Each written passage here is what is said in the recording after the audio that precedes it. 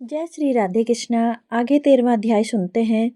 माघ मासी विकुंडल कहने लगे कि तुम्हारे वचनों में एक से मेरा चित्त अति प्रसन्न हुआ, क्योंकि सज्जनों के वचन सदैव गंगा जल के सदृश पापों का नाश करने वाले होते हैं। उपकार करना तथा प्रिय बोलना सज्जनों का स्वभाव ही होता है, जैसे अमृत मंडल चंद्रमा को भी ठंडा कर देता है। अब कृपा करके यह भी बतलाइए कि किस प्रकार मेरे भाई का भी नरक से उद्धार हो सकता है। तब दूत कुछ देर ज्ञान दृष्टि से विचार कर मित्रता रूपी रस्से से बंधा हुआ बोला कि हे वैश्य, यदि तुमने अपने भाई के लिए स्वर्ग की कामना करते हो तो जल्दी ही अपने 8 जन्म के पुण्य फल को उसके निर्मित अर्पण कर दो। तब विकुंडल ने कहा कि हे दूत, वह पुण्य क्या है और मैंने कौन से जन्म में और कैसे क्या किया, सो सब बतलाओ, फिर मैं अपना पुण्य अपने भाई को दे दूंगा। दूत कहने लगा कि हे वैश्य सुनो, मैं तुम्हारे पुण्य की सब कथा कहता हूँ। पूर्व समय में मधुवन में साल्की नाम का एक ऋषि था। वह बड़ा ही तपेश्वरी ब्रह्मा के समान तेज वाला, नवग्रह की तरह उसकी स्त्री रेवती के 9 जिनके नाम ध्रुव, शशि, बुध पुत्र थे, गतार, ज्योतिमान थे। इन 5 ने गृहस्थ आश्रम धारण किया तथा निर्मोह, जितमाई, ध्यानिष्ठ और गुणातज्ञ चारों संन्यास ग्रहण कर वन में रहने लगे। यह शिखा सूत्र से रहित पत्थर और सोने को समान समझते थे।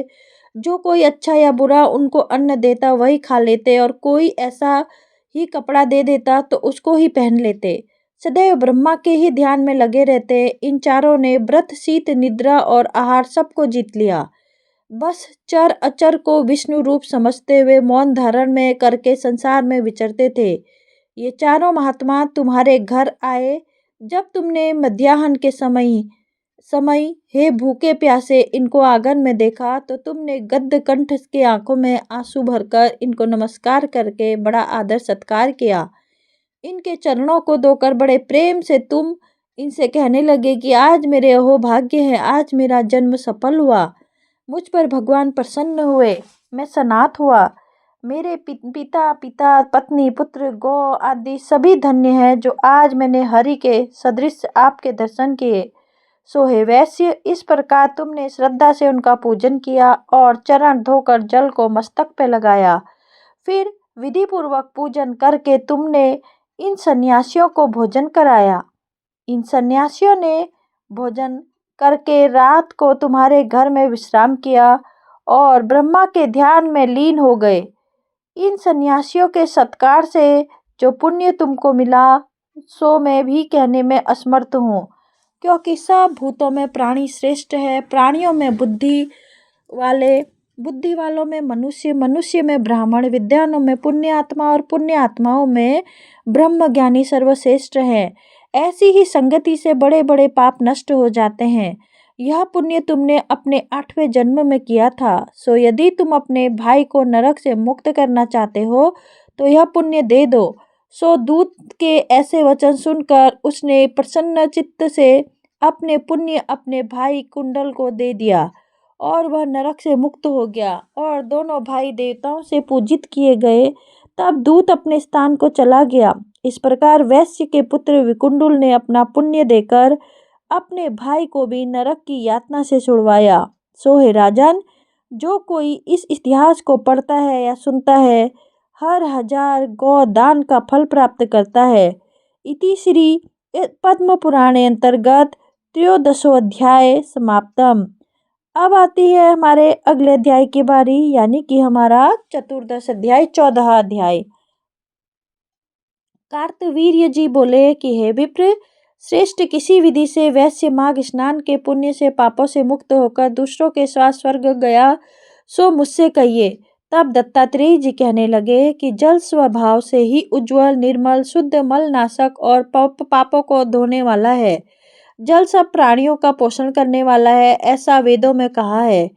मकर के सूर्य माघ मास में गौ के पैर डूबने योग्य जल में भी स्नान करने से मनुष्य स्वर्ग को प्राप्त होता है। यदि सारा माघ मास स्नान करने से अशक्त हो तो 3 दिन की स्नान करने से पापों का नाश होकर स्वर्ग को प्राप्त होता है। चाहे धन का अभाव होने से थोड़ा ही दान करें, वह भी धनी और दीर्घायु और सुख संपन्न होता है। 5 दिन स्नान करने से चंद्रमा के सदृश शोभायमान होता है। इसलिए अपना कल्याण करना चाहने वालों को भी माघ मास में नदी तालाब में स्नान करना चाहिए। अब माघ मास में स्नान करने वालों के नियम कहता हूँ, सो ध्यानपूर्वक सुनो। इस मास में एक ही समय भोजन का उपयोग करना चाहिए, भूमि पर सोना चाहिए, भगवान विष्णु की तीनों समय पूजा करनी चाहिए, ईंधन, वस्त्र, कंबल, जूता, कुमकुम, धृत, तेल, कपास, रुई, वस्त्र तथा अन्न का दान करना चाहिए। दूसरे की अग्नि न तपे, ब्राह्मण दान न ले और मांस के अंत में ब्राह्मणों को भोजन करवाए और उसको दक्षिणा दे तथा एकादशी के नियम से माघ स्नान का उद्यापन करे। भगवान से प्रार्थना करे कि हे देव, इस स्थान का मुझको माघ मास महात्म यथोक्त फल दीजिए। मौन रहकर इस मंत्र का उच्चारण करें, फिर भगवान का स्मरण करें। जो मनुष्य श्री गंगा जी में माघ मास में स्नान करते हैं वे 4000 युग तक स्वर्ग में ही निवास करते हैं। जो कोई माघ मास में गंगा और यमुना का स्नान करते हैं वो प्रतिदिन 1000 स्वर्ण मुद्रा दान का फल प्राप्त पाते हैं तथा 1000 कपिला गौ के दान का फल प्राप्त होता है। श्री पद्म पुराणे अंतर्गत चतुर्दशो अध्याय समाप्तम। ओम नमो भगवते वासुदेवाय। नमो नमः।